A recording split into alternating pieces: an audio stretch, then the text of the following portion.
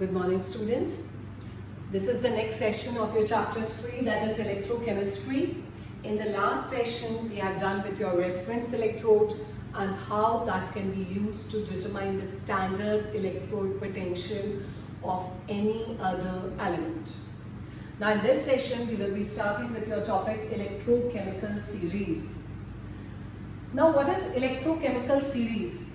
The standard electrode potential of different ions, compounds and elements are determined.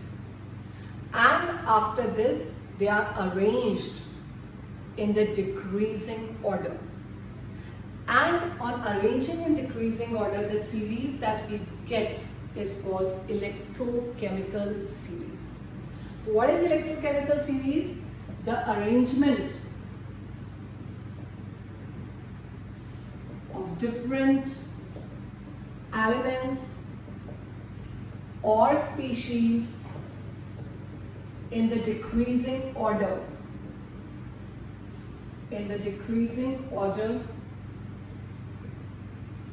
Of their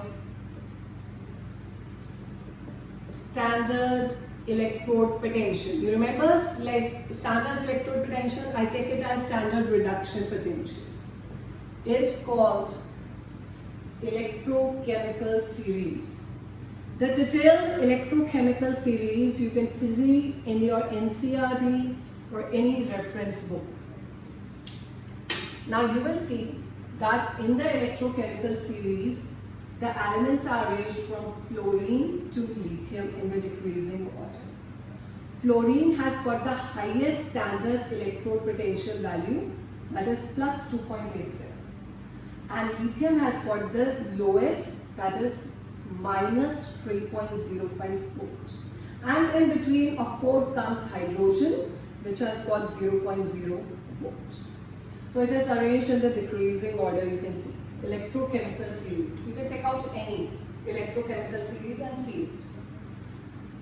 So in the decreasing order they are arranged. Now there are various applications of this electrochemical series. Now let us just see what are the applications.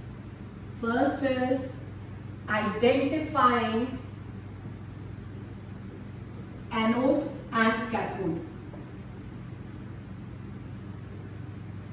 in any cell, in any voltaic cell. How I will come to know without using a galvanometer, which is your cathode, which is your anode, what is the direction of flow of current, what is the direction of flow of electrons. That is using the electrochemical series. Now how we identify anode and cathode? The element or species having higher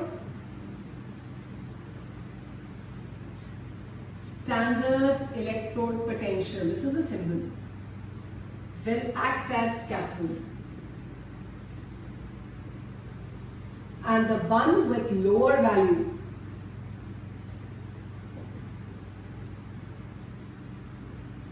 will act as anode.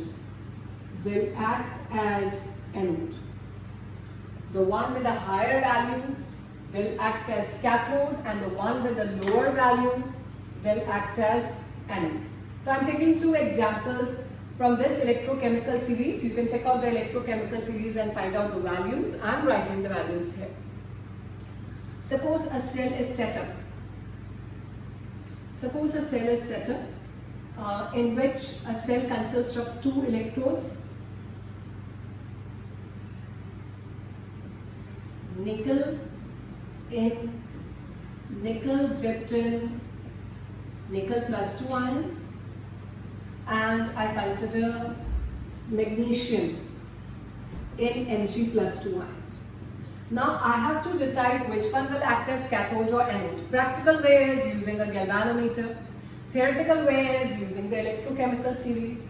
I find out what are the electrode potentials. The electrode potentials of nickel is minus 0.25 volt. And for magnesium, it is minus 2.36 volt. Can you see which will have the higher, which is having the higher value? Nickel or magnesium? Nickel, it is having the higher value, minus 0.25 is greater than minus 2.36. So this will act as your cathode and this will act as your anode.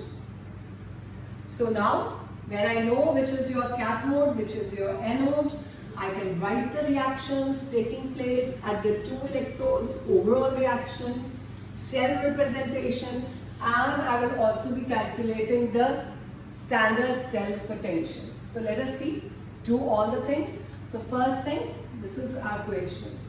This is given. We have identified anode and cathode. Now first thing, I am writing the reaction at cathode and anode. You know at cathode reduction takes place. So what is the reaction at cathode?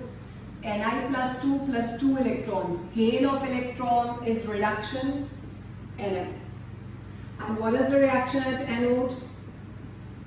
Oxidation. So Mg will lose 2 electrons and convert into Mg plus 2 electrons.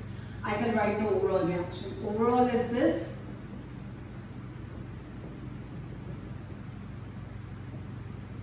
Now this is the first thing we have done. We have written the reactions. Now I am calculating the E naught cell. E naught cell is equal to E naught cathode minus E naught anode. And you know cathode is your nickel. So I write here E naught nickel minus E naught Mg. So I write the values minus 0.25 minus 0.36. So it comes out to be plus 2.11 volt. That is the standard cell potential. And then you can see standard cell potential is coming out to be positive. For any cell, it will always be positive. It cannot be negative. If it is negative, that cell is not possible. So it has to be positive. That's why we are saying the cathode will have the higher standard electrode potential because it is E naught cathode minus E naught anode. The last thing we will be doing is writing the cell representation. Now cell representation, you know anode is written on the left hand side and cathode is written on the right hand side. So I write for anode first Mg solid slash Mg plus 2. I write the concentration 1m, double slash, I write the cathode Ni plus 2, the concentration slash nickel solid. So this is how we identify the anode and cathode in a voltaic cell. We will be doing with more examples in the next session. Thank you.